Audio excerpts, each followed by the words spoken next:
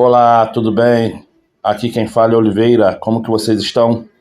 Hoje eu estou aqui com esse vídeo que eu peguei lá do canal Arqueologia Proibida. Caso você queira conhecer melhor o canal, só ir lá, compartilhar, dar um like e se inscrever no canal deles. Também não se esqueça de se inscrever no meu canal, compartilhar e dar um like. Faça comentários, tá bom? Um bom vídeo para vocês aí. Valeu!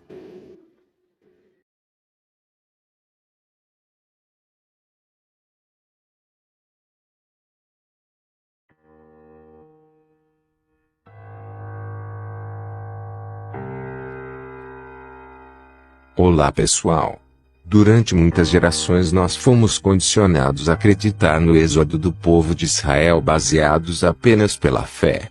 Ensinaram para nós que o Monte Sinai onde Moisés recebeu os 10 mandamentos está situado no Egito, especificamente na península de Sinai, e que a travessia ocorreu no que hoje é conhecido como Golfo de Suez, que é uma das pontas do Mar Vermelho. Mas nunca encontraram nesta região nenhuma evidência que pudesse comprovar essa narrativa. Nada de artefatos, inscrições antigas, ou vestígios que validasse essa história importantíssima narrada pelas Escrituras. Através destas faltas de evidências, muitos se tornaram totalmente descrentes com relação a este grande evento bíblico. Será que todas as provas foram removidas, ou o próprio Criador resolver permitir o desaparecimento de todas estas provas? Ou fomos nós que até estes dias estávamos procurando no lugar errado?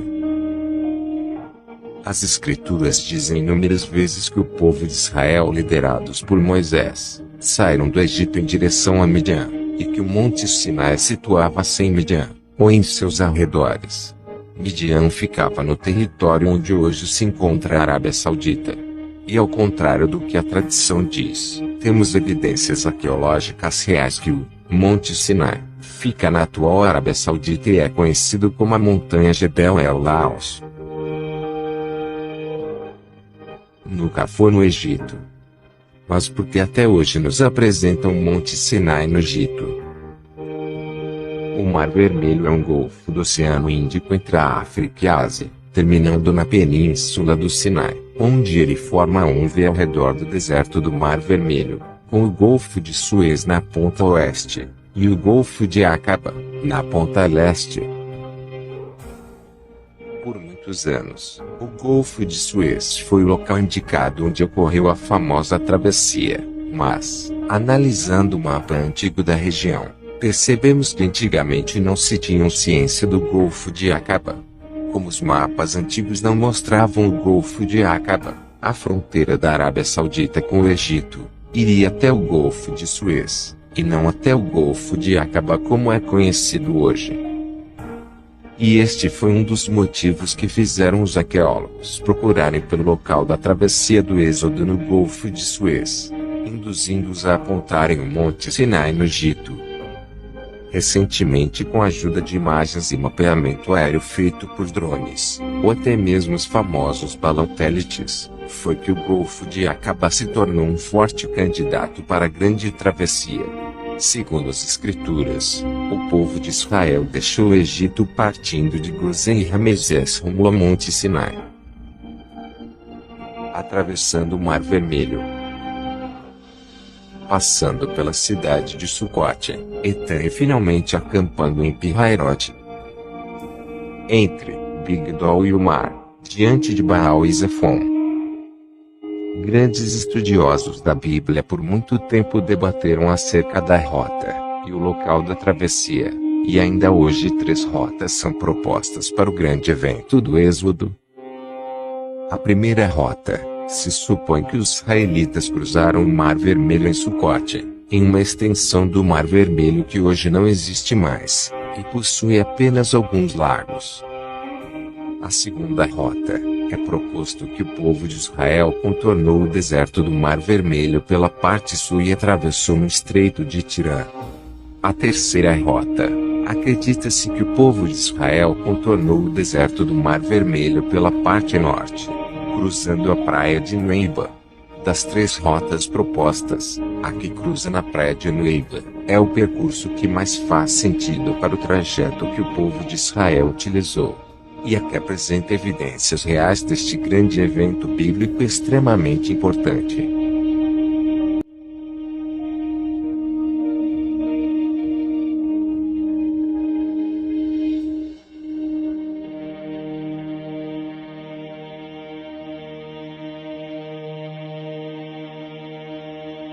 O livro de Êxodo fala que o local da travessia era chamado de Yom Suf em hebraico, que foi traduzido como Mar Vermelho.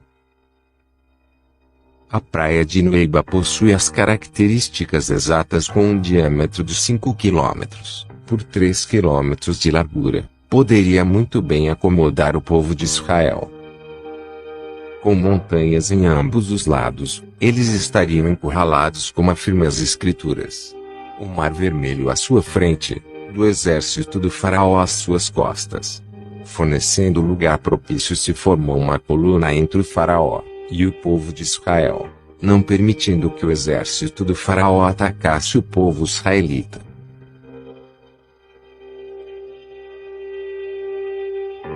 Possuindo 16,9 km de distância, entre a praia de Nueiba até o outro lado na Arábia Saudita, e uma elevação de 6 graus, ou 5% tanto para a descida, quanto para a subida, formando um caminho no fundo do mar onde os israelitas poderiam ter cruzado facilmente, caso as águas se partissem. Ronald Wise, um arqueólogo americano cristão que foi o pioneiro desta descoberta na década de 80. Conduziu neste trecho da praia de Nueiba mergulhos de expedição no fundo do Mar Vermelho. E encontrou corais que tinham umas formas estranhas apresentando formatos com ângulos de 90 graus, e circunferências com eixos que possuíam 4 e 8 travessas em seu centro. As análises do formato destas estruturas de corais concluíram que são coerentes às rodas das carruagens conhecidas como bigas, usadas pelos egípcios na época do Êxodo.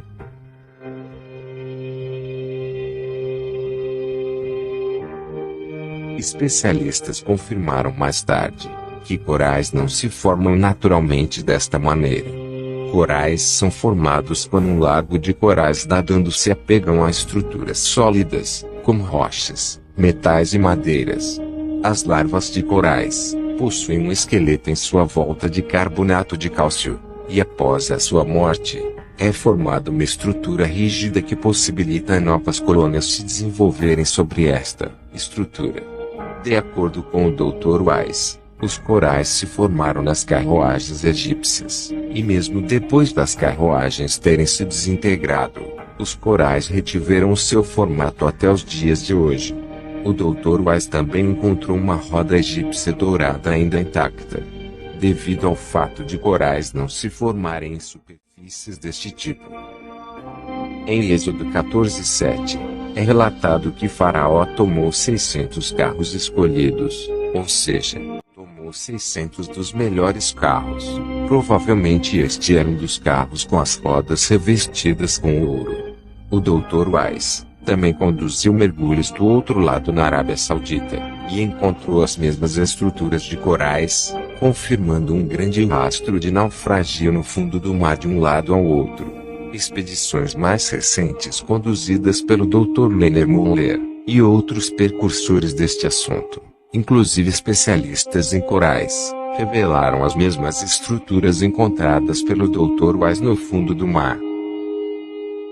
Detectores de metal foram usados para analisar as estruturas de corais e as leituras foram consistentes com estruturas metálicas redondas, assim como as usadas pelas carruagens egípcias. Especialistas confirmaram que os corais nesta região são diferentes dos outros recifes de corais pelo mundo. Aqueles foram formados por estruturas feitas pelo homem, que estão espalhadas pelo fundo do mar, e não naturalmente. Infelizmente, as autoridades egípcias não permitem a retirada de nenhum destes objetos do fundo do mar para serem analisados aqui na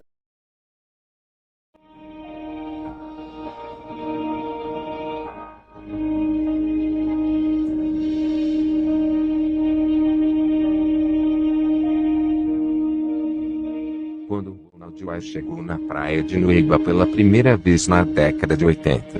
Ele encontrou um pilar de origem fenícia parcialmente imerso na água. As inscrições haviam sumido devido às erosões, ou propositalmente. Wise, com a ajuda da polícia local, encontrou outra coluna no lado da Arábia Saudita. Esta estava com as inscrições intactas, cujas traduções revelaram as palavras Egito, Salomão, Edom, morte, Faraó, Moisés, Yahweh, ou Jeová. A partir daí, ele determinou que estes dois pilares foram colocados pelo rei Salomão para comemorar a travessia do Mar Vermelho. Os oficiais da Arábia Saudita removeram o pilar do lado deles, e colocaram um marcador no local. E até hoje ninguém sabe para onde o levaram. Os egípcios também moveram o pilar do lado deles, para mais longe da praia, e o assentaram em concreto.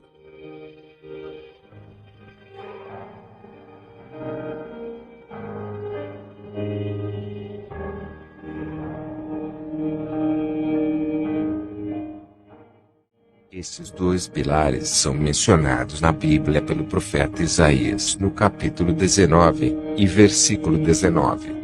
Todas as evidências apresentadas neste vídeo são suficientes para determinarmos que a travessia realmente ocorreu neste local, a praia de Nueiba, e que consequentemente o Monte Sinai está situado na Arábia Saudita.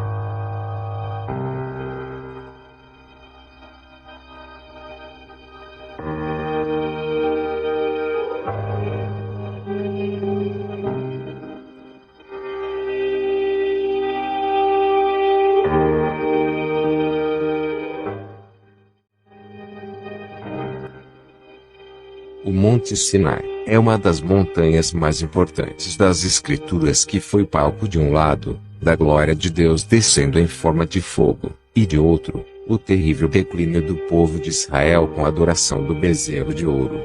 E por muitas gerações, a sua localização nos foi apresentada como se fosse no Egito.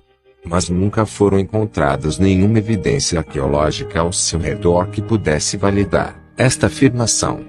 A tradição que o Monte Sinai fica no Egito existe desde o século IV.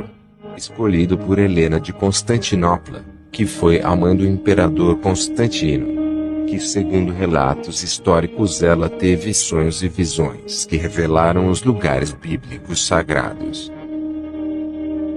Um desses sonhos foi o local do Monte Sinai, onde Helena de Constantinopla foi ao Egito e nomeou o suposto monte como sendo o Sinai, mesmo sem encontrar nenhuma evidência arqueológica.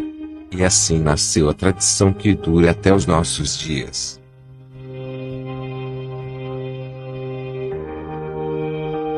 Ainda hoje milhares de pessoas ainda visitam o falso Monte Sinai no Egito.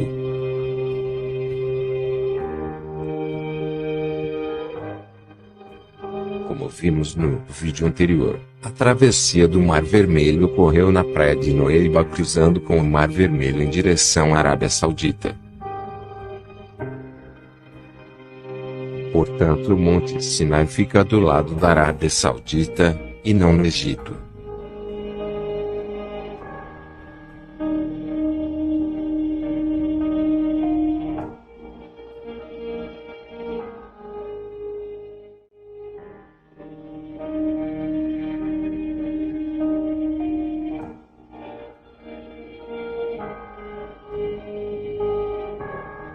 Na década de 70, a Arábia Saudita era fechada para visitantes. E neste período Ron White, suspeitando que o Monte Sinai ficava em seu território, e após várias tentativas de visto negado, entrou clandestinamente e chegou até o Monte Sinai, onde ficou impressionado com o que encontrou. Ao retornar, ele foi apreendido pela polícia, e todas as fotos e vídeos feitos por ele foram confiscados. Após a tentativa de White, começaram a aparecer fotos e vídeos de outras pessoas que também se aventuraram e conseguiram entrar e sair com as evidências. Entrevista com pessoas que resolveram falar depois de tanto tempo, inclui Ryan Mauro, o jornalista da Fundação de Pesquisa Dalton Thomas, entrevistou um residente local que pertenceu à facção Jihad, e Bob Cornuke, arqueólogo americano cristão, que entrevistou um tenente americano que serviu na Arábia Saudita na Segunda Guerra, e ambos confirmaram que o exército e as autoridades sauditas sabiam sobre a verdadeira localização do Monte Sinai, e o mantinham protegido em secreto, até mesmo dos próprios muçulmanos.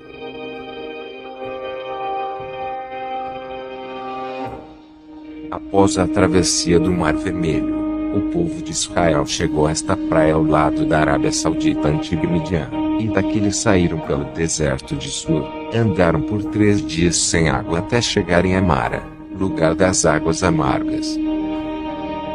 E partindo de Mara, chegaram a um lugar chamado Elim, onde a Bíblia descreve que haviam 12 fontes de água, e 70 palmeiras. Incrivelmente, ao longo do trajeto do Monte Sinai, encontramos este lugar onde ainda nos dias de hoje possui as 12 fontes de água e várias palmeiras. O povo da região descreve este local exatamente como Elim, que também é conhecido como as 70 palmeiras. Este lugar presente até nossos dias, se encaixa perfeitamente na descrição bíblica em Êxodo 15, 27.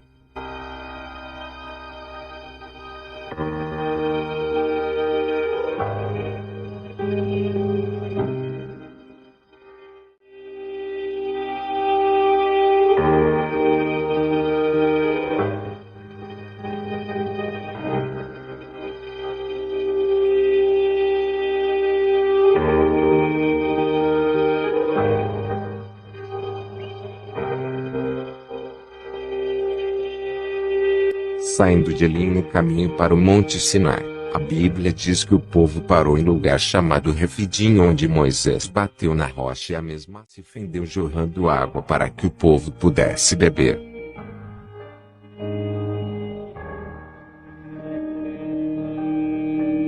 De forma impressionante, o trajeto ao Monte Sinai possui esta rocha com uma fenda gigante ainda de pé, e as rochas ao redor possuem uma superfície suave como se tivessem sido lavadas por imensas quantidades de águas que jorraram pelas fendas e as lavaram, formando um mini lago ao pé do morro.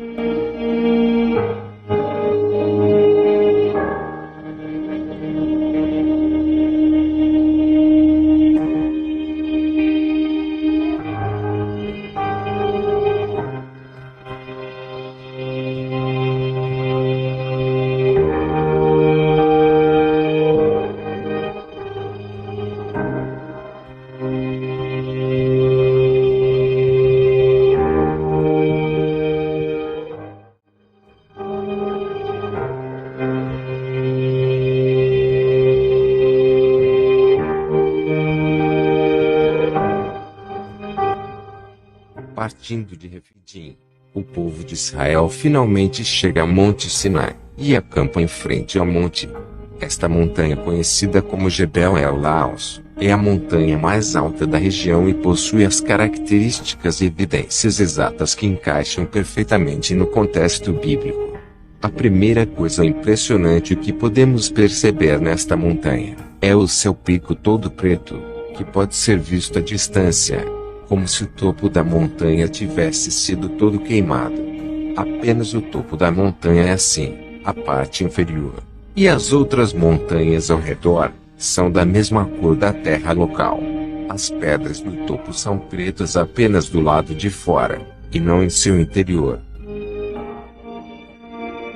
A Bíblia diz em Êxodo 19:18, que todo o monte fumegava porque o Senhor descera sobre ele em fogo e a sua fumaça subia como fumaça de um forno, e todo o monte tremia grandemente.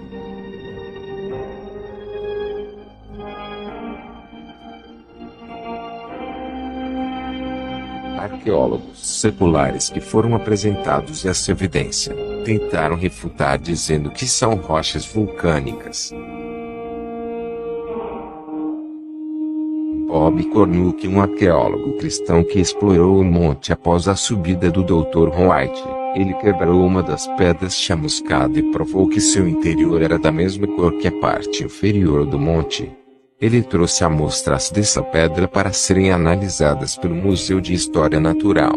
E foi constatada que não se tratavam de rochas vulcânicas, e sim pedras que foram expostas a uma grande quantidade de calor bem próximo a elas.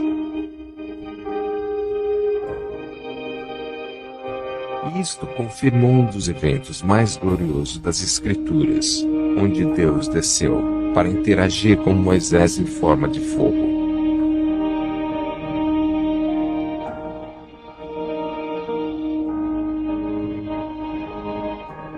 Ao redor dessa montanha, foram encontrados inúmeros resquícios arqueológicos que provam com exatidão os eventos bíblicos do êxodo de Israel.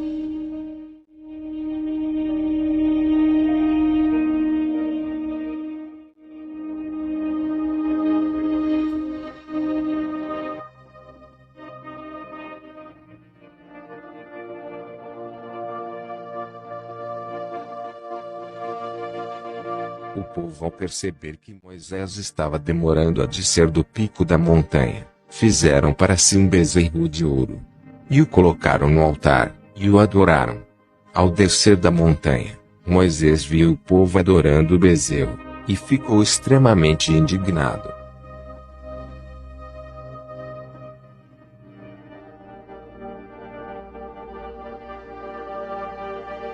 E destruindo o bezerro, jogou-o na água que descia da montanha, e fez todo o povo beber. Bem à frente da montanha, existe um altar contendo várias inscrições antigas, e desenhos de bois, e de pessoas adorando bois, confirmando que ali era o altar onde foi colocado o bezerro.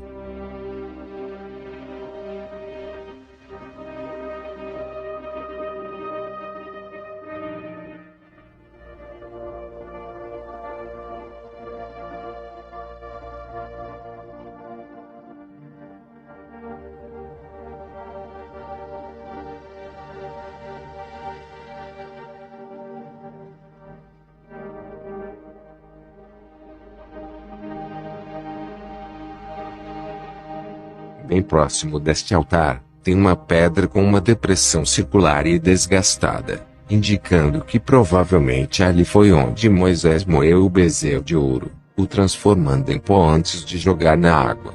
E descendo da montanha, podemos ver os rastros de uma antiga corrente de água que certamente foi onde se formou o rio, onde Moisés jogou o bezerro de ouro moído.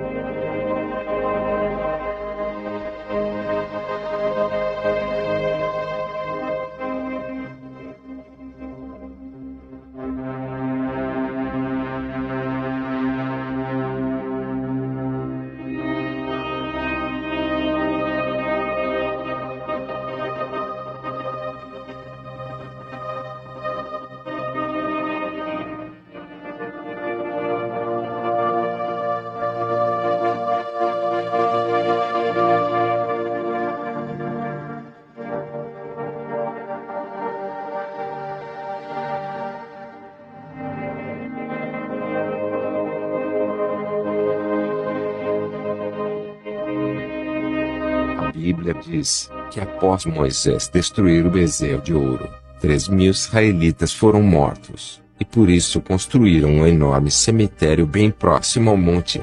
E a mais ou menos uns 6 quilômetros da montanha, existe uma área representando um grande cemitério, onde foi confirmado por analistas que nesse local as covas foram cavadas de uma vez só em um único momento. Segundo as Escrituras, Moisés edificou um altar no pé do monte, onde foram sacrificados vários bezerros. E também levantou 12 pilares para cada tribo de Israel. Ao pé do monte, podemos ver algo que realmente são como corredores usados como currais que conduziram ao matadouro.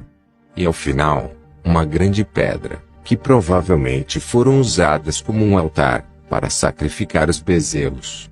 Incrivelmente, espalhadas ao redor destes corredores, existem várias pedras redondas, que Moisés utilizou para erguer os 12 pilares.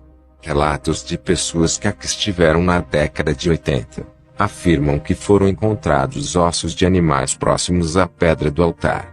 E as pedras redondas ainda possuíam as bases quadradas onde elas se assentavam.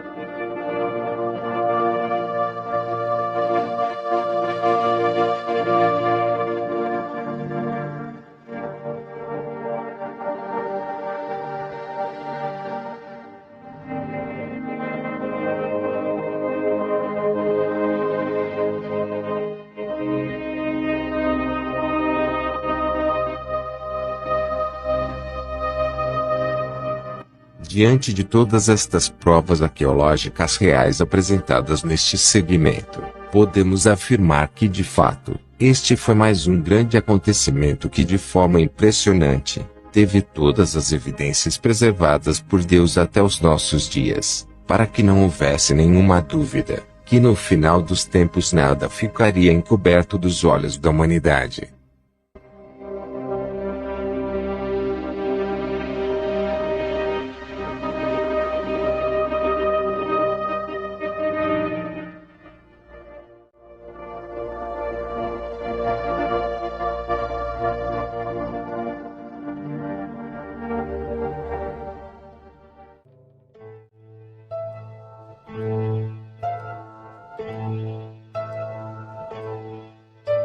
A Arca da Aliança é um objeto sagrado da história bíblica, mencionada muitas vezes no Antigo Testamento. Ela é bastante conhecida por judeus, cristãos e muçulmanos.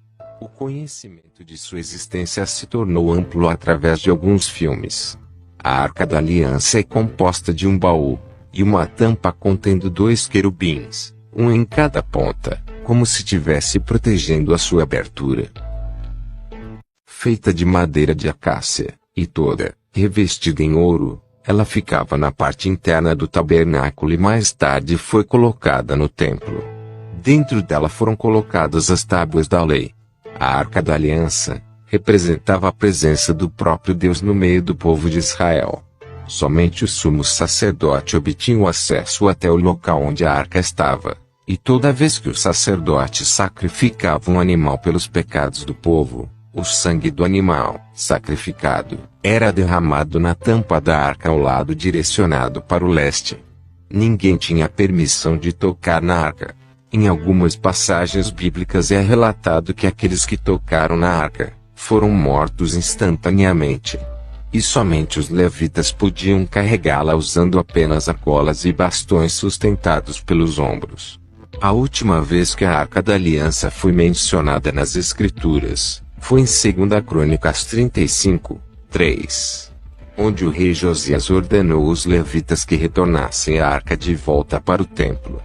Depois disso não houve mais menções sobre a arca. Anos depois, com a destruição do templo após o cerco babilônico que durou mais de 2 anos comandado pelo rei Nabucodonosor, a Arca da Aliança juntamente com os utensílios do templo não foram registrados junto com os despojos levados para a Babilônia. Então foi presumido que ela desapareceu ou foi escondida antes do ataque ao templo.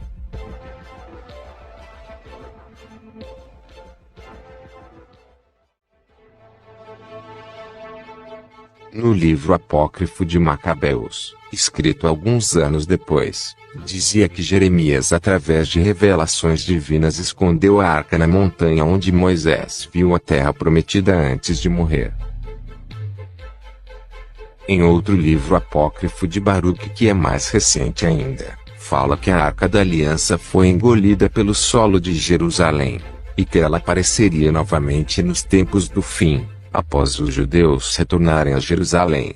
Tanto Ezequiel quanto Isaías profetizaram que no fim dos tempos os judeus dispersos pelas terras retornariam a Jerusalém de todas as nações, um fato que aconteceu em 1948. No livro de Amós é dito que depois desse segundo retorno dos exilados, eles nunca mais seriam dispersos de sua terra. E os plantarei na sua terra, e não serão mais arrancados da sua terra que lhes dei, diz o Senhor teu Deus.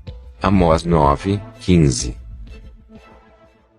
Durante a história, inúmeras pessoas reivindicaram ter encontrado a Arca da Aliança, mas nenhuma delas trouxeram evidências conclusivas que comprovassem estas afirmações.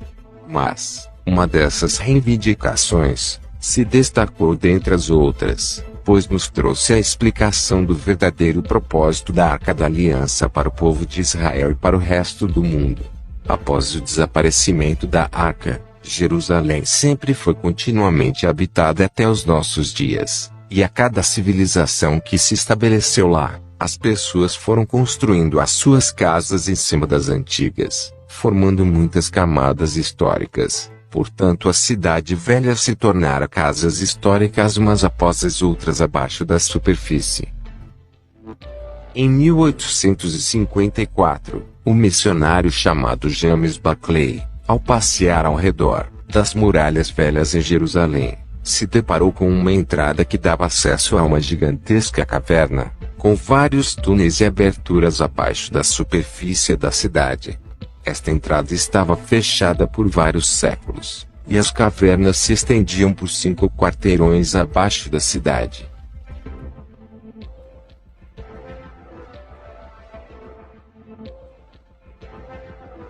Em 1867, o general Sr. Charles Warren conduziu a primeira escavação em grande escala, na cidade velha de Jerusalém, bem no monte onde o antigo templo estava situado, e descobriu cavernas e túneis abaixo do solo.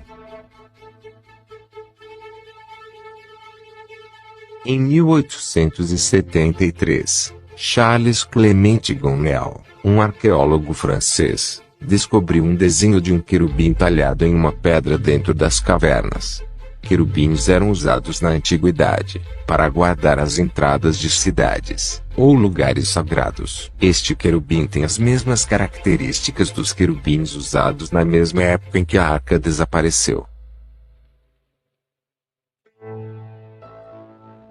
Em 1882, o general Charles Gordon estava convicto que o lugar tradicional do Gólgota, onde se encontra a Igreja do Santo Sepulcro, não era o lugar correto. A parte norte cortada do Monte do Templo se assemelha muito mais com a descrição do Gólgota e o layout da antiga cidade. Ele iniciou escavações neste local, mas não conseguiu finalizar, pois foi convocado a ajudar em um conflito no Sudão, onde foi morto sem concluir sua escavação. Ele escreveu uma carta para um amigo antes de morrer, dizendo que algo havia acontecido que ele não conseguia explicar.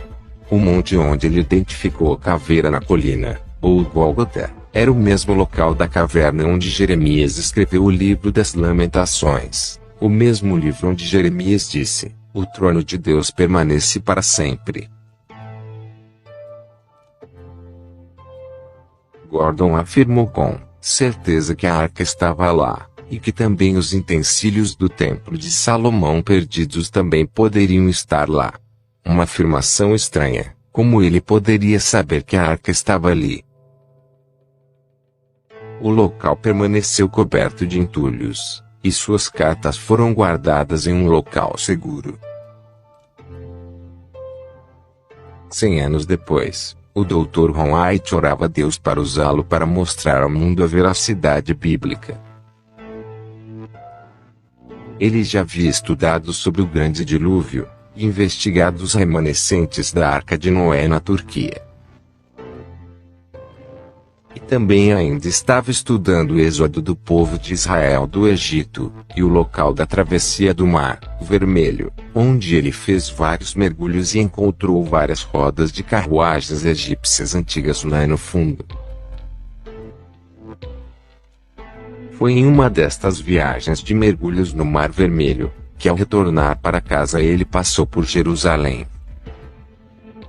E enquanto andava ao redor desta parte norte do Monte do Templo, como é conhecido, sua mão levantou sozinha e apontou para este lugar coberto de entulhos, e sem saber como, ele ouviu uma voz que dizia: "Ali é a caverna de Jeremias, e a Arca da Aliança está lá embaixo." O Dr. Ron White ficou muito confuso com o ocorrido, pois ele nunca havia tido esse tipo de experiência antes. E também nunca teve a intenção de procurar pela Arca da Aliança. Mesmo assim, ele retornou para casa e começou a estudar se ali realmente poderia ser o local onde a arca poderia estar escondida. Após estudar sobre o sítio babilônico, levando em conta a limitação de tempo e outros fatores, Ron White chegou à conclusão de que a arca poderia realmente estar escondida em um destes túneis debaixo da cidade de Jerusalém. E estava convencido de que foi o próprio Deus que o inspirou a procurar pela Arca da Aliança. O Dr. Ron White e seus 2 filhos começaram a escavar o local onde sua mão havia apontado, e logo descobriu uma grande rocha abaixo da superfície. Ele decidiu escavar alguns metros para a direita, e rapidamente encontrou 3 nichos na parede, que possivelmente teve o propósito de pendurar placas ou sinais. Estes nichos foram datados como sendo mais provavelmente da era romana, indicando ter sido o local onde Roma crucificava seus criminosos. Pois este lugar ficava à beira da rua principal nos tempos do nosso Salvador. Roma, ao crucificar os criminosos, sempre escolhia as ruas principais porque eram bem movimentadas, onde muitas pessoas passavam, e colocavam placas acima de cada criminoso, indicando o crime cometido, servindo de exemplo para todos.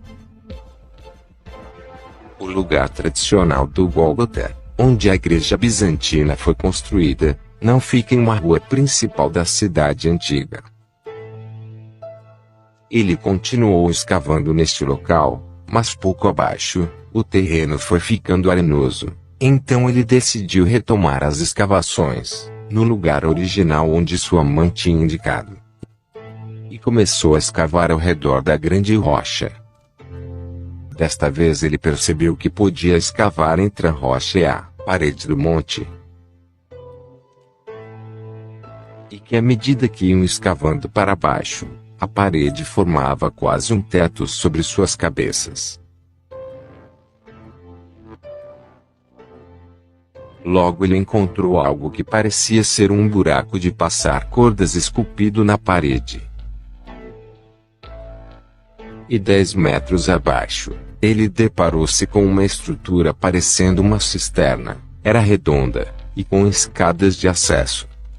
Segundo sua observação, poderia ter sido usada inicialmente para armazenar grãos, depois como cisterna.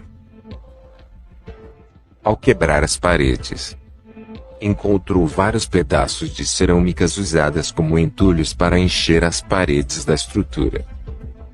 Quando levou para serem analisadas pelas autoridades de antiguidades de Israel, foi constatado que continham algumas peças datadas desde a era dos Jebuseus. E as mais recentes eram do período romano.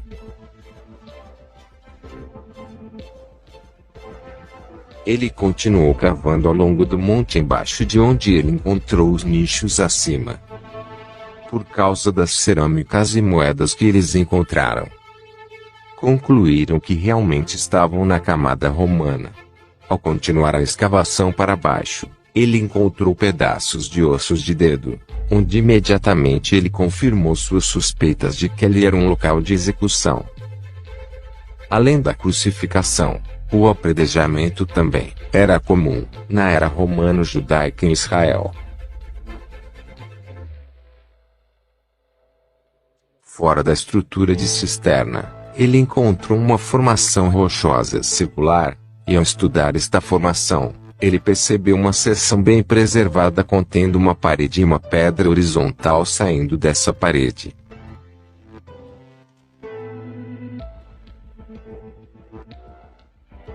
Alguns metros à frente, ele viu uma pedra quadrada que não parecia ser de uma formação natural. Removendo-a com cuidado, ele encontrou um buraco, semelhantes aos buracos onde colocavam cruzes. Ao limpar e examinar este buraco com muito cuidado, ele viu uma fenda grande que se estendia desse buraco para baixo. À frente deste buraco, em um nível mais abaixo, ele encontrou outros buracos de cruzes. Mas ele tinha certeza de que o primeiro buraco que ele encontrou seria o buraco da cruz do Cordeiro. Pois ele se lembrou que houve um terremoto quando nosso Salvador morreu.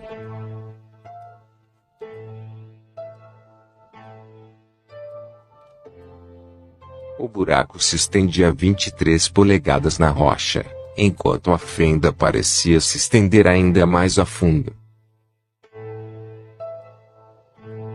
O Dr. Ron White encontrou moedas datadas do ano 135 d.C. e concluiu que os cristãos desta época construíram esta estrutura para preservar este lugar como um memorial.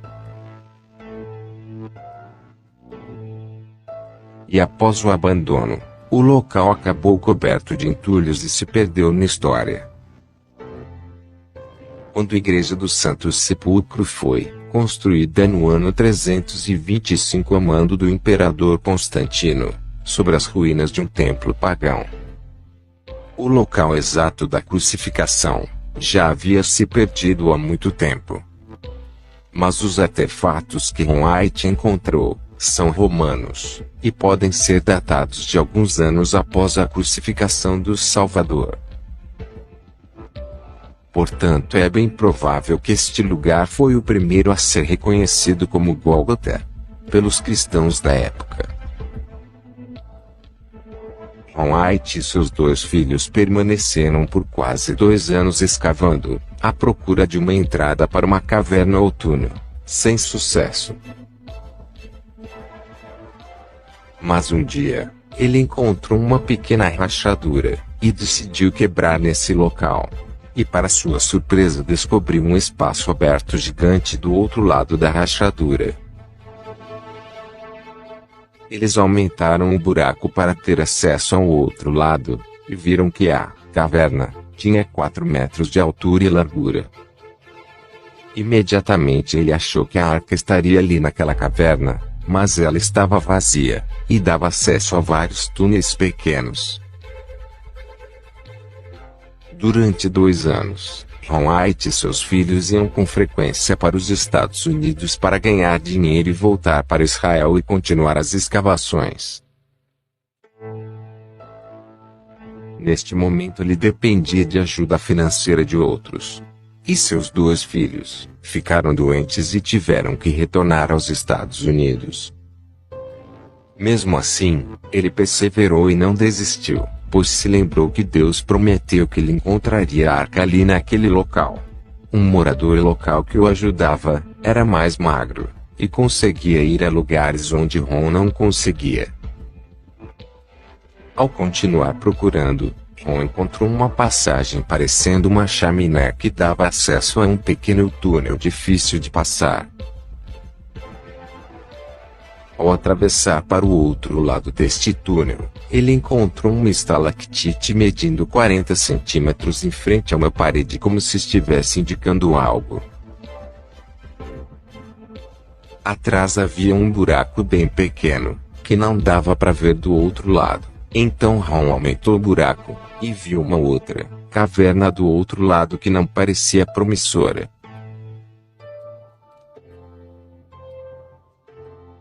Ele aumentou o buraco para o seu ajudante passar, mas ao tentar pela primeira vez, o ajudante saiu às pressas de lá muito assustado, e dizendo: "O que tem lá? Eu não voltarei lá mais não." E saiu da escavação o mais rápido que podia. Ron percebeu que tinha algo estranho do outro lado. Era 6 de janeiro de 1982, então ele aumentou o buraco para que ele pudesse passar. Ao conseguir atravessar para o outro lado, ele viu que era uma câmara cheia de pedras, e tinha apenas um espaço de 45 centímetros entre as rochas e o teto.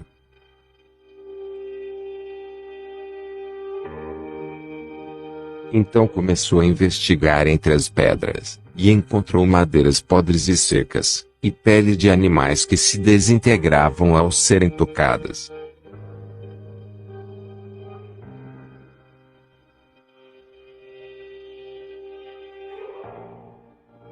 Viu também uma luz refletindo um brilho, e achou que seria a arca, mas ao remover a pele, viu que era uma mesa de ouro, com a decoração na borda composta por um padrão alternado contendo sinos e romãs. Nesse momento, Ron White tinha a certeza de que estes poderiam ser os utensílios do primeiro templo. Ou mais precisamente, seria a mesa do pão do templo de Salomão. E Ron começou a investigar a câmara mais minuciosamente com sua lanterna. Percebeu uma fenda no teto, e ao limpar o caminho na direção da fenda, ele viu uma caixa feita de pedra que tinha uma tampa plana também feita de pedra. Esta tampa estava rachada em 2 partes, e a menor parte estava movida mais para o lado, criando uma abertura para dentro da caixa. Ele não achou espaço para olhar por dentro da caixa, porque o topo da caixa estava muito próximo ao teto. Ele percebeu uma substância preta na fenda do teto e também esta mesma substância preta estava na borda da tampa rachada escorrendo para dentro da caixa. A fenda do teto estava alinhada perfeitamente com a rachadura da tampa da caixa. Ao perceber o que significava aquilo, Ron desmaiou instantaneamente. Ele percebeu que aquela fenda estava diretamente abaixo da rachadura do buraco de cruz, que ele encontrou logo acima, e que a substância preta era sangue que escorreu pela fenda, passando pela rachadura da tampa e caindo sobre o que estava dentro da caixa. Nesse momento ele teve a certeza de que a arca estava dentro daquela caixa. Mas o mais impressionante foi perceber que o sangue do cordeiro caiu sobre a arca da aliança. Pois novamente lhe veio à mente que no momento da morte do cordeiro, houve um terremoto que fendeu o chão desde o pé da cruz até a tampa da caixa onde estava a arca. E quando o soldado romano perfurou a costela do Messias, que de acordo com as Escrituras, jorrou água e sangue, e isso fez com que o sangue do Messias com a ajuda da água escorresse pela fenda, e caísse em cima da arca da aliança, cumprindo o mandamento de que o sangue do cordeiro teria que ser espargido sobre a arca. Ron White permaneceu desmaiado por bastante tempo, e depois de acordar e sair da escavação, retornou mais tarde e conseguiu confirmar que a arca realmente estava dentro daquela caixa de pedra.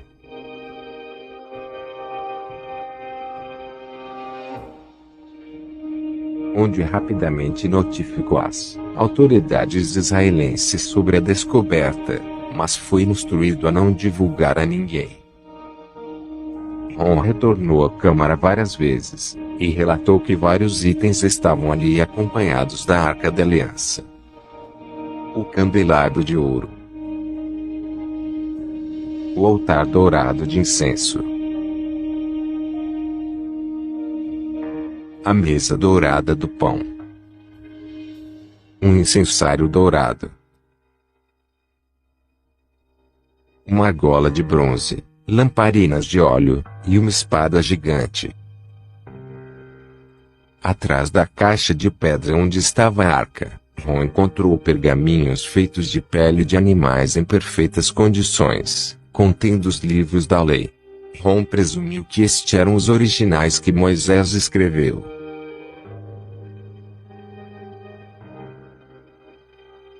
Ele percebeu que a arca havia sido trazida a este lugar de alguma outra forma, e não por onde ele veio, pois teve que quebrar através da rocha, para chegar ali.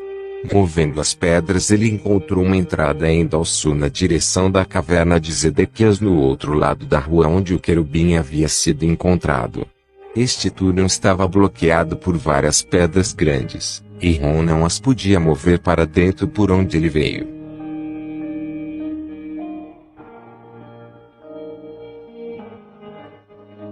Ron pegou uma amostra do sangue e levou a um laboratório em Israel para ser analisado, e o resultado chocou a todos.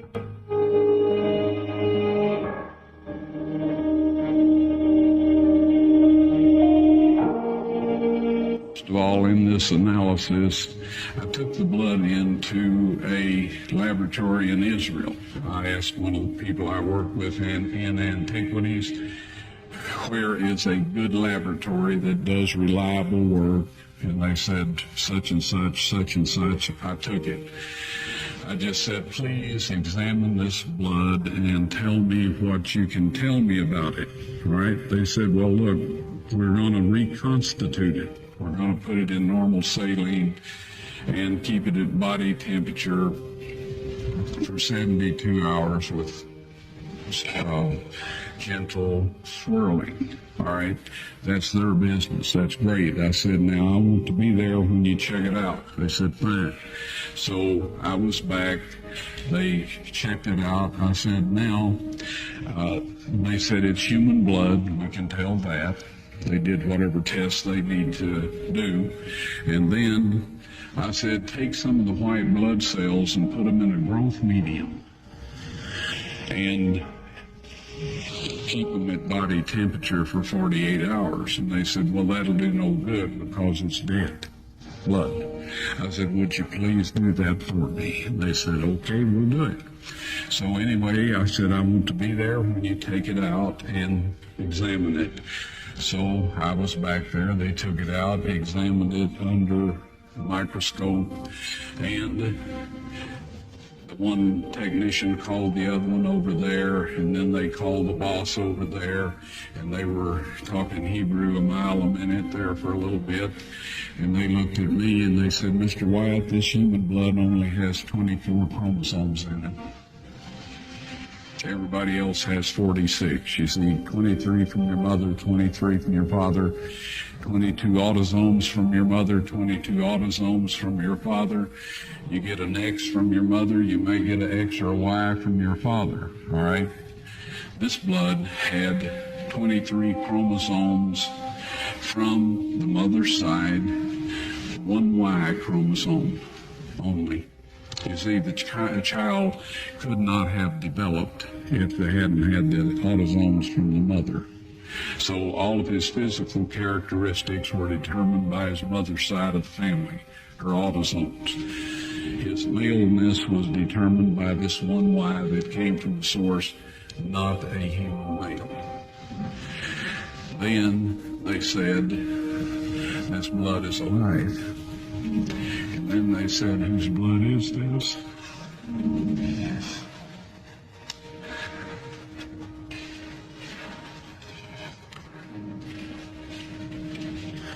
I said, it's the blood of your Messiah.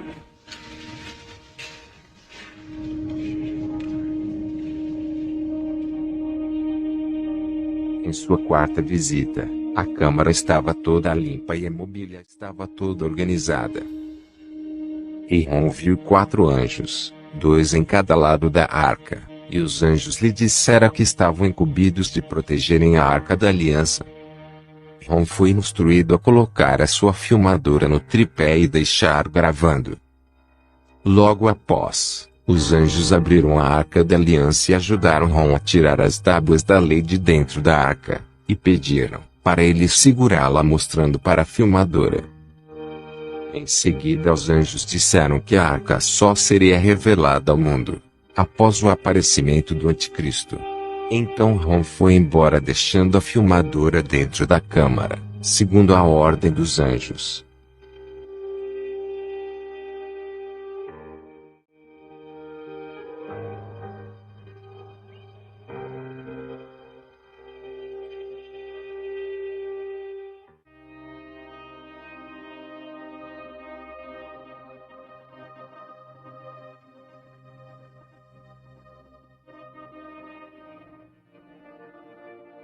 Em 1959, William de Roper, capitão do exército turco, percebeu esta formação geográfica com o formato de um gigantesco barco, enquanto inspecionava fotos de reconhecimento aéreo tiradas na fronteira da Turquia com o Irã, quando procurava por bases de mísseis soviéticas.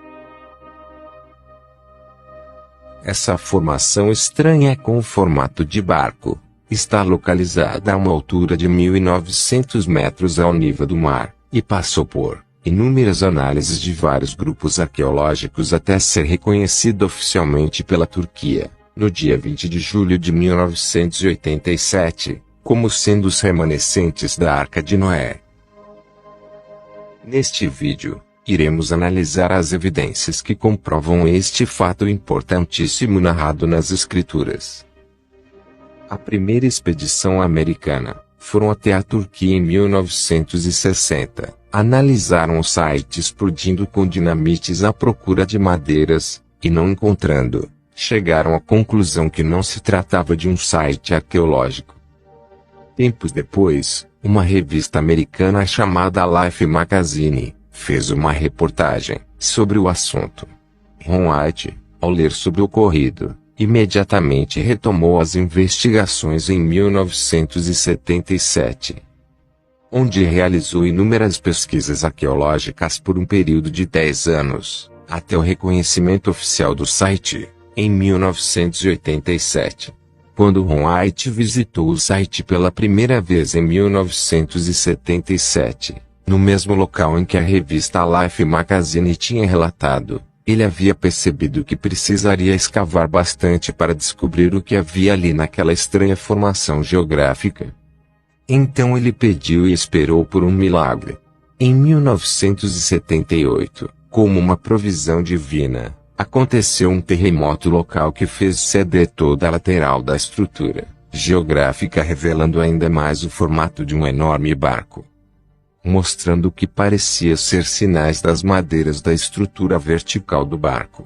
Por toda a superfície, podemos ver formações rochosas que representam estruturas de suportes de convés, e de estruturas de suportes laterais de um barco.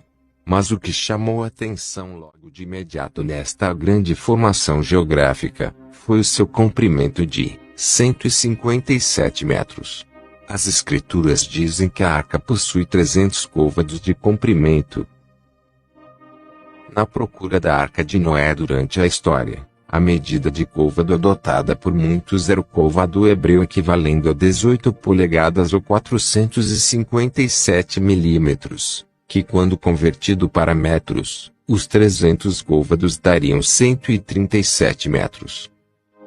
Mas Ron White, ao meditar nas escrituras, percebeu algo muito interessante.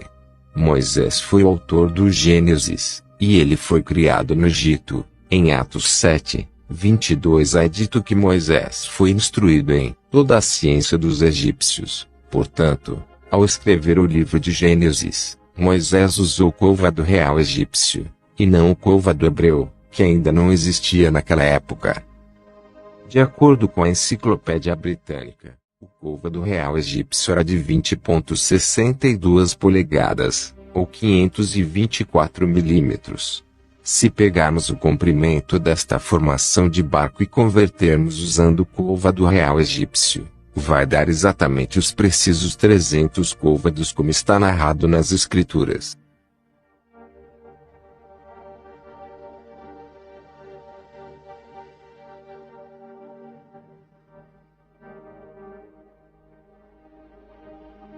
Outro ponto que é facilmente notório, é o fato deste barco parecer apresentar uma fenda na sua lateral. Vemos claramente esta formação apresentar algo diferente da sua estrutura geográfica, começando fora da borda, e terminando quase no meio dela. Ao analisar fotos aéreas, podemos perceber que o local atual está bem no meio de uma antiga avalanche de lava, bem no centro de 3 avalanches precisamente. Nesta vista aérea da parte inferior da montanha, podemos ver claramente que aqui parece ser onde a lava parou de descer, pois nesta parte o terreno é plano, e a partir desta linha para cima, o formato do terreno aparenta ser semelhante à lava escorrida seca. Com tudo isso, Ron White concluiu que o barco provavelmente deslizou de uma área mais alta e foi parada por essa estrutura rochosa, que o adentrou formando esta fenda. Ron White seguiu o rastro de avalanche e morro acima, e a 2 quilômetros próximo a uma área montanhosa com um formato de meia-lua, ele encontrou um monumento com inscrições representando a Arca de Noé, que continha desenhos de um barco, 8 pessoas, e o desenho geográfico da montanha onde a arca repousou. Percebemos que nesse desenho se encontrava uma montanha bem alta, que hoje não está mais presente no local. A partir daí, foi fácil para Ron White concluir que esta montanha era um vulcão que, ao entrar em erupção, lançou toda aquela lava abaixo e desapareceu logo em seguida. Ele também encontrou uma marca no chão com as mesmas características da formação geográfica no formato de barco a 2 quilômetros acima, que parecia ser o fundo da arca onde originalmente ela repousou.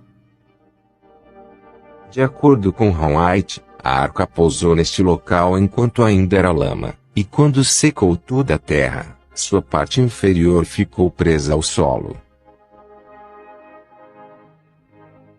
E anos depois houve a erupção vulcânica, que desprendeu a parte superior da arca, levando a montanha abaixo, onde ela foi parada apenas por esta porção rochosa de cascalhos, causando uma fenda na sua lateral. Em seguida a lava cobriu completamente a arca, atuando como uma cápsula de preservação do tempo. E com o passar dos anos, as moléculas das madeiras da arca foram se petrificando ao mesmo tempo, mantendo a sua formação intacta até os dias de hoje. Na superfície deste site arqueológico, e nas escavações realizadas, foram encontradas várias pedras que parecem ser madeiras petrificadas.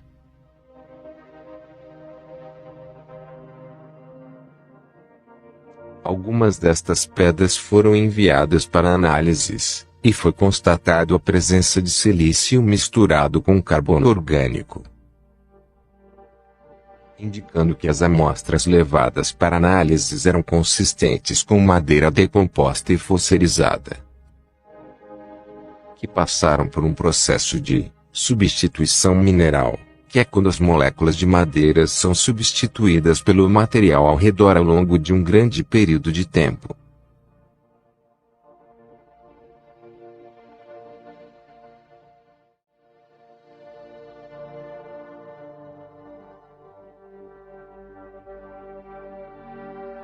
Foi escaneado uma grande parte do local onde foram usados 3 tipos diferentes de detectores de metais. E por último, usaram um gerador de frequência molecular, que é um aparelho comumente usado por cirurgiões para encontrar tumores em pacientes, e também por arqueólogos para encontrar tesouros debaixo d'água. E os escaneamentos revelaram a presença de metais em posições particularmente interessantes dentro da formação de barco. E nenhum metal foi detectado fora da estrutura geográfica.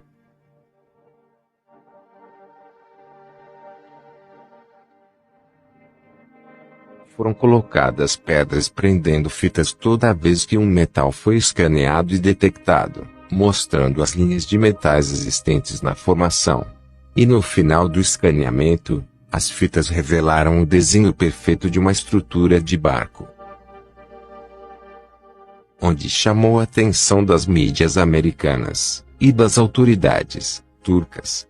E também passaram a estudar o site arqueológico com sua própria equipe.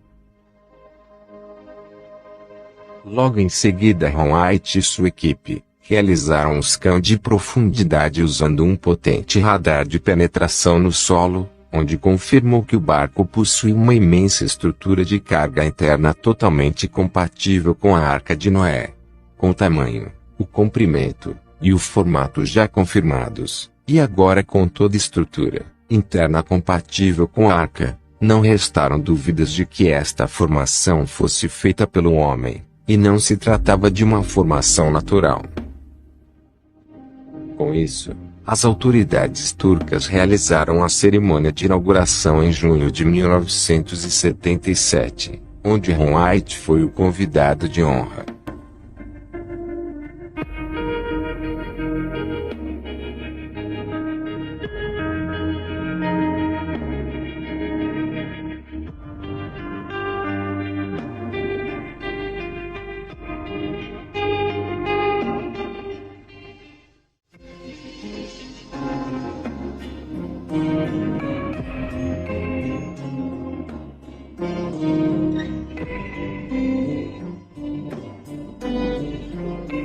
Todos os estudos realizados por Ron White revelaram que a Arca era uma estrutura completa e muito inteligente de barco, onde continha rampas de acessos, andares e muitos compartimentos. Também foram encontradas próximo onde a Arca repousou várias pedras como esta, que possuem buracos em uma de suas pontas, indicando serem pedras âncoras. Esta pedra âncora mede aproximadamente 3,30 metros de altura e mais 1,20 m enterrados no chão.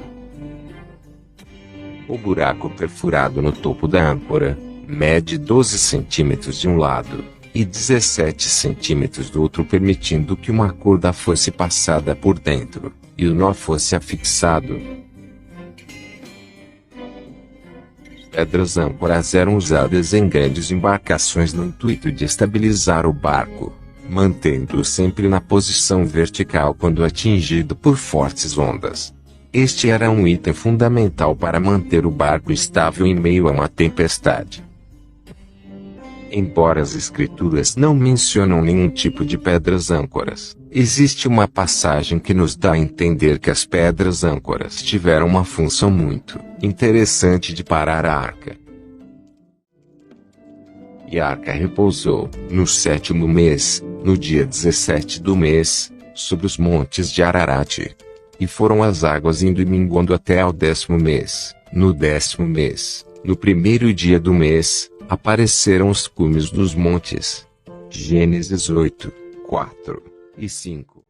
Reparem que a arca repousou no 7º mês, mas somente no primeiro dia do 10º mês, os cumes dos montes reapareceram.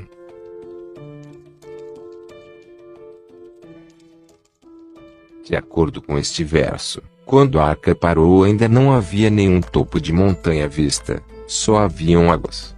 Somente após 3 meses as águas recuaram, e o topo dos montes apareceram. E o uso de pedras âncoras é uma explicação plausível para esse evento. A arca parou somente quando as pedras âncoras, que estavam em uma considerável profundidade, tocaram a planície do monte, fazendo com que a arca permanecesse parada até o aparecimento do topo dos montes, após 3 meses. E essa foi a razão das pedras âncoras serem encontradas junto ao local de repouso da arca. Esta formação geográfica no formato de barco é mais uma prova arqueológica da veracidade bíblica. É impressionante como nosso Criador preservou mais este evento importantíssimo da narração bíblica até nossos dias, servindo de testemunho para nossa geração. Gratidão por assistirem. E até o próximo. Então, gente, é isso aí. Eu acredito que, mais uma vez, eu tentei achar um vídeo interessante. Aqui quem vos fala é Oliveira. Peço, tanto no Arqueologia Proibida como nesse meu canal, você vá lá e se inscreva, dá um like, compartilha e faça comentários. Estude a Bíblia, não siga cegamente o que a religião prega, e sim o que a Bíblia ensina. A religião, ela nunca é a favor da Bíblia, ela é sempre contra a Bíblia. O meu nome é Oliveira e eu te peço, se inscreva aqui agora no canal, compartilha e dê um like. Muito obrigado e assim seja, muito obrigado. Valeu!